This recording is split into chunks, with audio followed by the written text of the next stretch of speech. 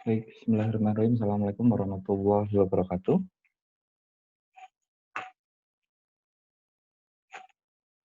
Oke, sudah terekam. Ya, melanjutkan pertemuan berikutnya, kawan-kawan. Di video sebelumnya sudah saya sampaikan mengenai pesaing. Jadi kita sudah berbicara pesaing harus bagaimana sehingga kita bisa mendapatkan hasil yang optimum atas setiap aktivitas pemasaran yang kita lakukan. Karena pesaing ini sedikit banyak memberikan kontribusi positif apabila bisa dikemas dengan baik.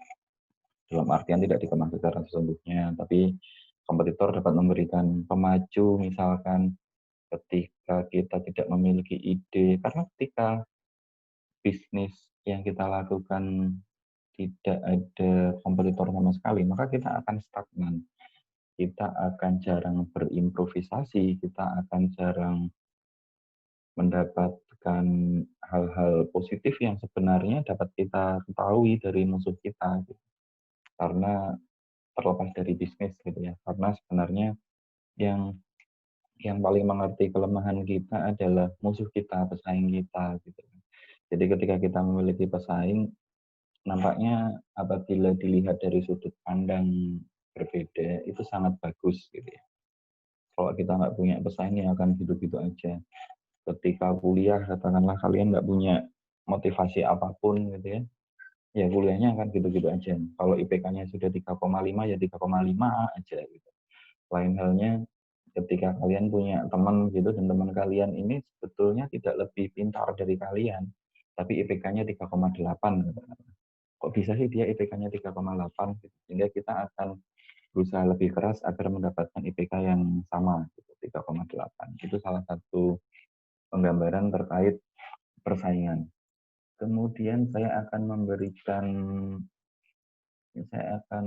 ke sorry, sebentar. Saya akan memberikan gambaran mengenai persaingan seperti ini kawan-kawan. Nah, udah mulai kelihatan ya. Oke,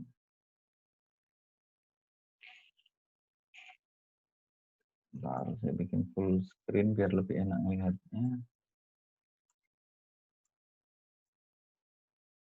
Oke, ada dua retail modern gitu ya, pewaralaba modern.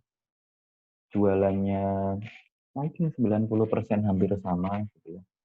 Kemudian layanannya ya 11-12. Lokasinya seperti yang kita ketahui biasanya berdekatan.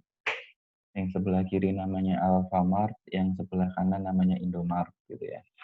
Bahkan kalau mau kita perhatikan lebih detail lagi gitu, di sini jualan air mineral, air dalam kemasan ya, dalam kemasan galon. Di sini juga jual gitu. Kalau kita masuk ke dalam gitu, nanti di dalam jual makanan, yang satunya jual makanan. Masuk ke dalam, yang satu jual minuman, satunya juga jual minuman. Tidak ada yang membedakan secara produk, layanan sama gitu ya. Kasirnya sama-sama bagus, sama-sama menggunakan sistem modern. Tidak ada beda di kedua tempat ini. Lantas, apakah kedua perusahaan ini milik satu orang? Jawabannya kan tidak ya. Bolehlah nanti googling kawan-kawan secara Alfamart, secara Indomaret. Tapi bisa berdampingan. Dan tentunya ketika melakukan aktivitas bisnis berdampingan seperti ini, menurut kalian apakah sama sekali tidak ada gesekan di antara keduanya? Apakah strategi bisnisnya akan sama? Kan nggak mungkin. Pasti ada bedanya kawan-kawan. Itu dia yang dinamakan dengan persaingan. Dan pada perkuliahan kali ini, kita akan berdiskusi lebih lanjut mengenai analisis terhadap pesaing. Gitu ya. Kayak tadi teman kita IPK-nya 3,8, kita akan bertanya-tanya, kok bisa sih IPK-nya 3,8 gitu kan. Dia dapat eh, proses belajar yang seperti apa sih gitu. Kok bisa pintar sih? Kok bisa hasilnya bagus sih gitu. Apa memang dia nggak pernah tidur, kerjanya ngerjain tugas kuliah dan seterusnya gitu kan. Itulah yang menjadi pemicu ketika kita memiliki pesaing. Dan dampaknya tergantung mindset ya, tergantung sudut pandang. Kalau kita bisa menggunakan dengan bagus, tentunya hasilnya akan positif gitu. Karena kita memang sudah mengetahui hal-hal apa saja yang dilakukan oleh pesaing, dan ini bisa dilihat. Saya lanjutkan. Mengidentifikasi para pesaing. Gitu. Kalau memang kita punya pesaing, harus kita identifikasi terlebih dahulu kawan-kawan. Yang pertama, misalkan jenis produk atau jasa yang ditawarkan itu seperti apa sih? Kalau kita jualan sepatu, pesaing kita jualan sepatu yang seperti apa? Kita lihat dulu gitu. Kita lihat bedanya apa sih? Segmennya sama enggak dan seterusnya gitu ya. Produknya kita harus tahu dulu. Produk yang dijual pesaing itu seperti apa. Kalau produk yang kita buat kan jelas sudah tahu. Kemudian yang kedua, melihat besarnya pasar yang dikuasai atau market share. Ngomongin market share, air mineral katakanlah ya, Aqua. Aqua itu kan pegang market share sekitar 80-85% di Indonesia. Itu cukup besar. Artinya tidak akan ada brand yang bisa dengan mudah masuk ke pasar dan menggantikan posisi Aqua pada saat ini. Nggak akan bisa. Katakanlah ada Le Mineral, ada Fit, ada apalagi air Indomaret, air Alfamart, gitu. Nggak ada yang bisa ngejar Aqua. Karena penguasaan market share-nya itu terlalu tinggi, drastis gitu loh. Indomaret paling menguasai market share 2-5%, gitu. Jauh banget bedanya. Kemudian yang berikutnya, identifikasi peluang dan ancaman. Ya saya kira bisa dipahami. Yang keempat, identifikasi keunggulan dan kelemahan.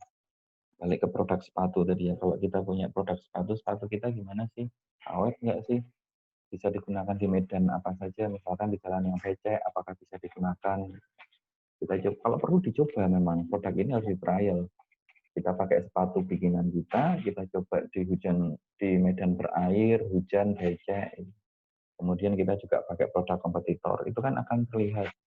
Itu kan akan benar-benar terlihat produk mana yang lebih bagus ketika sudah dilakukan uji coba semacam itu kawan-kawan.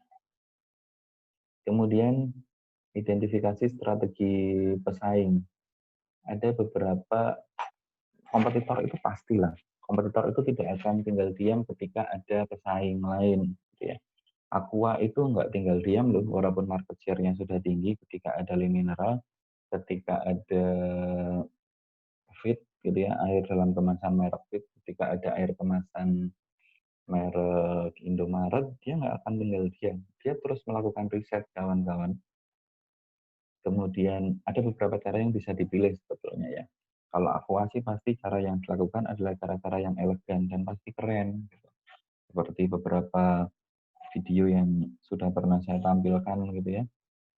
Dia pakai tagline kurang konsentrasi gitu gitu minum Aqua. Gitu. Kemudian di kemasannya Aqua dikasih gambar-gambar yang menarik gitu kan, menggunakan animasi, kartun, gitu. Keindahan alam Indonesia dan seterusnya macam-macam gitu ya. Itulah cara-cara sebetulnya yang dilakukan Aqua untuk melawan pesaingnya, melawan kompetitornya. Karena kompetitor itu dimanapun pasti ada kok. Dan ketika melihat slide gambar kayak begini itu kan miris juga gitu. Ngapa sih kok sampai kayak gitu gitu. Strateginya kan beda gitu. Kan ada segmennya masing-masing gitu kan. Tapi kadang satu pihak yang merasa bisnisnya tidak bisa berkembang itu tidak bisa menerima dengan baik. Seperti yang kita ketahui kira-kira 2-3 tahun yang lalu itu bentrok antara eh, driver taksi konvensional gitu ya dengan driver ojek online. Bentrok karena merasa pasarnya diambil dan seterusnya. Gitu. Padahal tidak sepenuhnya benar gitu. Dan ini terjadi di mana-mana kawan-kawan. Gitu ya. Aksi penolakan ojek online gitu kan. Sering kita dengar dulu 2-3 tahun yang lalu. Dan bahkan sampai ada korbannya banyak ya kayak gini bentrok kayak gini. Padahal sebetulnya oke lah persaingan itu sehat. Tapi ketika memang ada salah satu lini bisnis yang tidak bisa existing karena kondisi zaman, ya sudah nggak usah memaksakan diri untuk bersaing gitu. Karena eh, tidak semua persaingan itu hasilnya bagus gitu ya. Kalau memang nggak siap dengan persaingan akan hilang sendiri. Sebetulnya daripada bersaing seperti ini akhirnya hingga pada akhirnya ya kalau kita ketahui sekarang mereka berdua ini sudah melakukan kolaborasi. Sekarang kalau kita pesen taksinya Bluebird misalkan lewat aplikasi Gojek itu bisa sudah disediakan mudah gitu. Dan banyak sekali kolaborasi-kolaborasi baik yang mereka ciptakan dengan kawan. Karena di era seperti saat ini memang orang yang bisa berkolaborasi dengan lebih besar dia yang akan menjadi pemenang. Kalau nggak bisa kolaborasi ya akan hancur. Kecuali memang bisnisnya sudah besar ya kayak Aqua gitu. Aqua sudah nggak memerlukan kolaborasi dari sisi yang kecil gitu. Tapi kolaborasi di dalamnya secara teknis Aqua juga melakukan. Kemudian yang berikutnya menganalisis pesaing. Kita perlu pastikan dulu ya, apakah posisinya itu dominan, tidak kuat, tidak unggul, tidak dapat dipertahankan, tidak lemah, kuat, dan seterusnya. Gitu. Kalau memang kita memasuk ke pasar air mineral dalam kemasan, kita kan sudah lihat produk-produk yang kira-kira akan kita lawan itu siapa saja sih.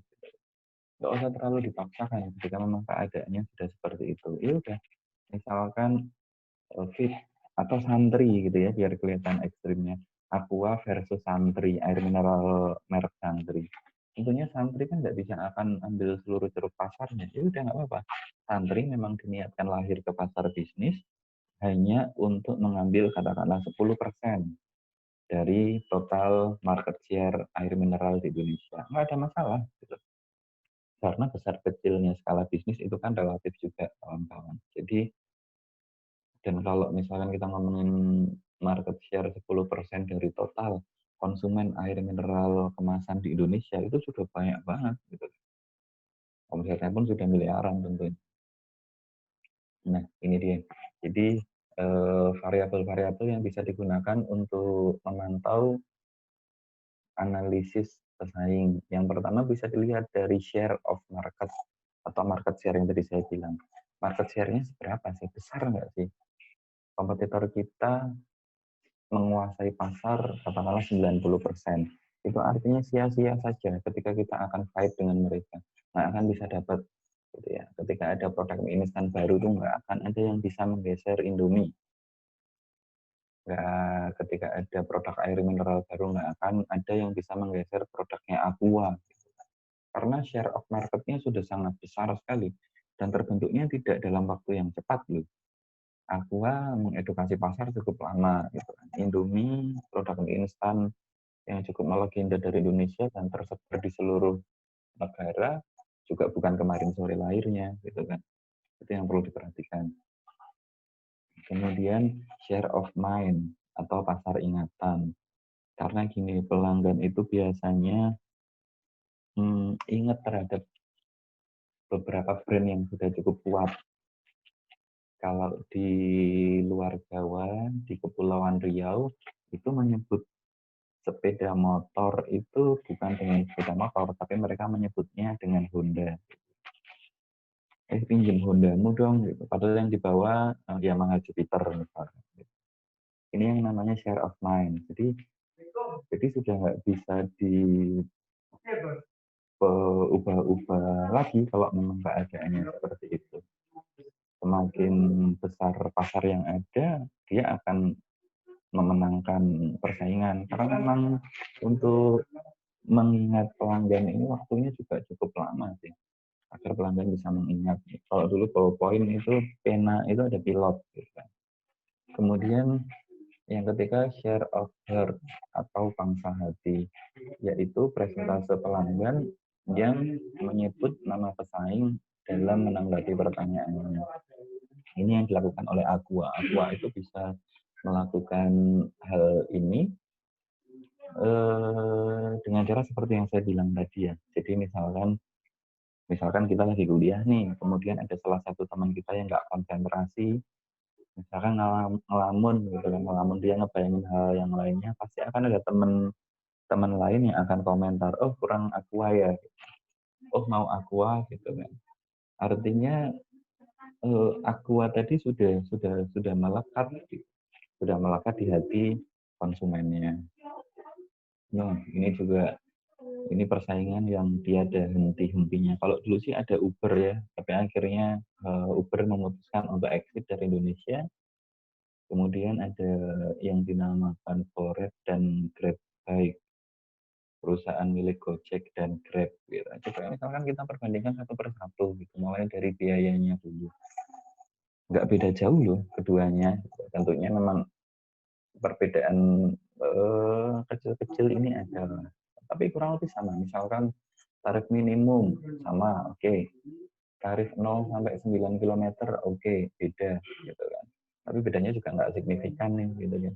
Tarif 9 km ke atas, ini 10 km ke atas masih sama.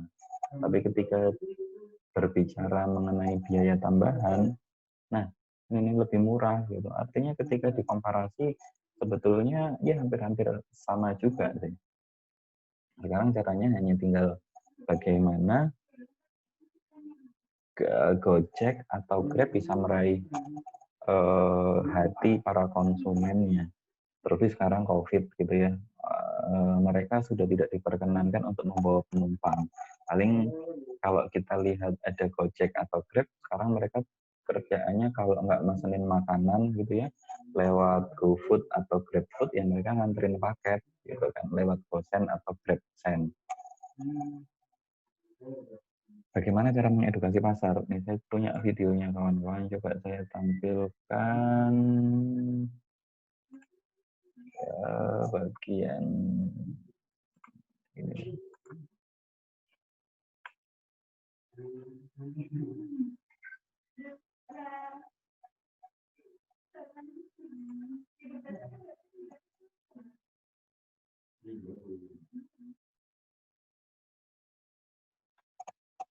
Nah, nggak ada yang bisa dilakukan oleh Gojek kecuali mengedukasi pasar bahwa ketika menggunakan layanan mereka tetap safety kok, tetap aman gitu kan. Mereka pastikan mereka banyak sekali membuat teaser-teaser seperti ini kawan-kawan. Misalkan suhu tubuh pengendara ini, misalkan driver dikasih pembatas gitu ya, baik di mobil maupun di motor. Kemudian yang datang dicek dulu suhu tubuhnya. Kalau mau antri, Gojek kan punya beberapa tempat untuk antri ya. Kalau mau antri, cara kemudian di GoFood juga sama, gitu. Makanan disegel, kemudian mitra yang mengantarkan dicek juga suhunya, dikasih label. Gitu. Di beberapa makanan sudah menggunakan ini. Nah, hal seperti ini sebetulnya yang bisa dilakukan untuk saat ini. Dan silahkan disimpulkan sendiri gitu ya, perbandingan antara Gojek dan Grab. Karena selain mereka harus bersaing, mereka juga masih harus melawan keadaan. Gitu. Dengan adanya COVID tentunya banyak sekali skema-skema yang harus berubah. Gitu. Ini dulunya nggak pakai pelindung gitu, di bagian belakang nggak pakai pembatas, sekarang harus pakai pembatas. Gitu. Nggak, oke. Dan tagline-nya Gojek pasti ada jalan. Gitu. Ya, karena memang keadaannya sudah beda ya, dulu dan sekarang gitu. Mereka harus mampu beradaptasi. Kembali ke slide presentasi saya, oke.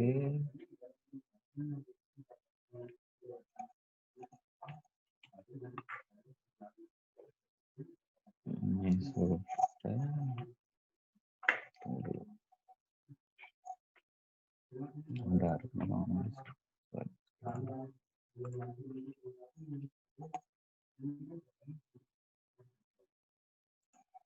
tunggu sebentar ya. Oke.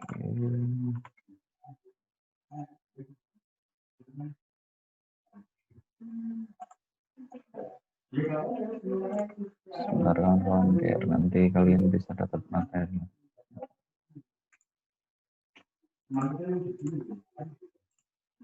Oke.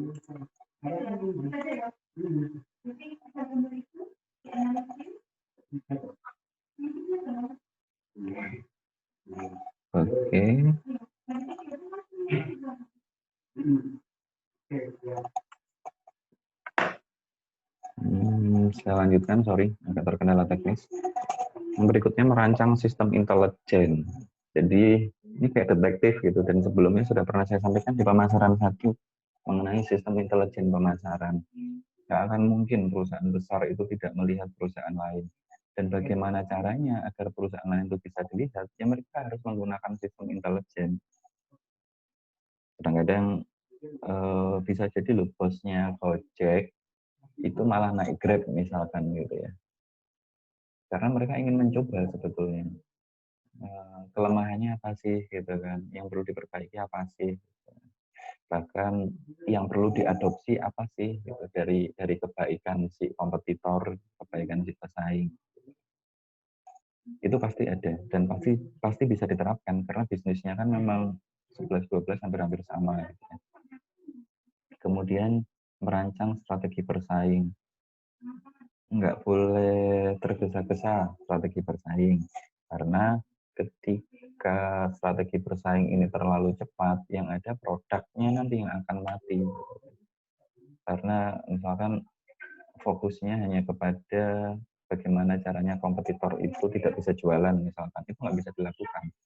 Karena strategi bersaing ini harus dibarengi dengan perbaikan produk juga kawan-kawan. Percuma kalau produk kita atau jasa kita yang dilakukan itu nggak bagus. Oke, ini saya skip. Nanti materinya akan saya share juga ke kalian. Oke, nah ini saya mau tunjukkan ini kawan-kawan. Produk yang usianya sudah cukup lama gitu ya. Produk yang usianya cukup lama dan masih existing sampai sekarang, masih berkembang, masih jualan. Kemasannya pun kemasannya jadul gitu ya, zaman dulu banget, tapi masih bisa diterima. Nah, ini dia produknya adalah produk obat sakit kepala. Nah, siapa sih yang nggak kenal sama Oskadon? Semua orang pasti kenal. Nah, gambarnya sekarang, dulunya kan begini, yang lebih laku kayak gini sih, walaupun mulai diperbarui gitu, tapi yang lebih fenomenal itu gambar-gambar yang masih menggunakan gambar select, masih lama kayak gini. Dan ini terbukti dari ini kawan-kawan. Nah, Oskadon itu jualan kaos sekarang gitu kan, dan harga jualnya juga bukan harga jual yang murah gitu. Kelihatan ya, kebaca ya, ini kaos kaos Oskadon bergambar macam-macam gitu ya, kemudian harga jualnya segini nih, kayak harga jual kaos biasa sebetulnya, dan tetap laku loh gitu kan, dan tetap laku loh. Ini nih terjual 147 produk, 96% itu dibayarkan oleh calon pembeli gitu. Artinya ya, ya nggak buruk gitu. Ini ya Oskadon, ini ada siapa namanya, Pak Mantep, Pak Mantep dalam, dibikin kayak gini nih gitu kan, ini Oskadon loh, dan ada tulisannya Oskadon, dan ketika kita beli kita harus bayar nih 139.000, padahal ketika kita beli ada produknya Oskadon gitu kan, tapi laku tuh gitu loh. Makanya produk-produk untuk bisa memenangkan persaingan itu ya harus melakukan yang seperti ini kawan-kawan gitu, dibikin keren. Mana ada sekarang anak muda yang mau pakai kaos bertuliskan Oskadon biasa gitu, nah ada. Tapi kalau sudah keren begini semuanya mau tuh gitu loh, dijual harga mendekati 200.000 juga tetap kejual kok barangnya gitu ya. Apalagi ya, produknya ini nih, produknya Tempo, PT Tempo Scan Pacific, Botrex misalkan, Botrex obat sakit kepala juga tuh, jual kemeja kayak gini nih, ada tulisannya Botrex loh ya di bagian sini ya, harganya nih 325.000, laku-laku aja kawan-kawan ya, laku-laku aja, bajunya kayak gini, banyak tulisan Botrex, Botrex. gitu ya. Nah, ketika sudah pada tahapan ini dan ini faktanya barangnya laku gitu ya, artinya memang konsumen konsumen bisa menerima dan setiap produk itu harus berubah, baik dari sisi produknya, dari sisi cara memasarkannya. Terlebih sekarang pada saat COVID ini luar biasa, harus banyak sekali metode-metode pemasaran yang di-adjust gitu. Kalau kalau kita ngomongin online ya, Google My Business aja sudah merubah fiturnya, bahkan sudah dilengkapi dengan informasi khusus COVID yang terkait pengelolaan bisnis tersebut.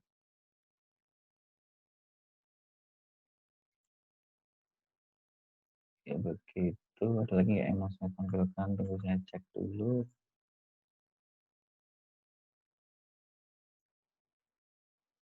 Hmm,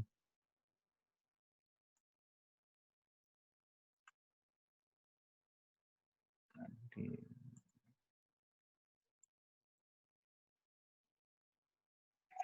Oke, ini sudah cukup, terima kasih. Nah, oke, ketika kita bisa memenangkan persaingan, konsumen itu akan menjadi loyal. Ketika konsumen loyal, konsumen nyaman, mereka akan melakukan apapun, mereka akan melakukan apapun untuk bisnis ini, gitu ya. Eh, Semoga hal ini bisa kita ambil sisi positifnya, artinya ketika memberikan layanannya yang bagus dari hati, itu sehingga konsumen menjadi nyaman. Banyak hal yang bisa dilakukan untuk aktivitas seperti ini. Saya kira cukup sekian materi singkat. Seperti biasa nanti diskusi kita lanjutkan menggunakan media-media yang lainnya. Terima kasih. Selamat pagi, siang, sore, malam, tergantung kalian lihatnya kapan. Mohon maaf apabila ada salah kata. Terima kasih. Assalamualaikum warahmatullahi wabarakatuh.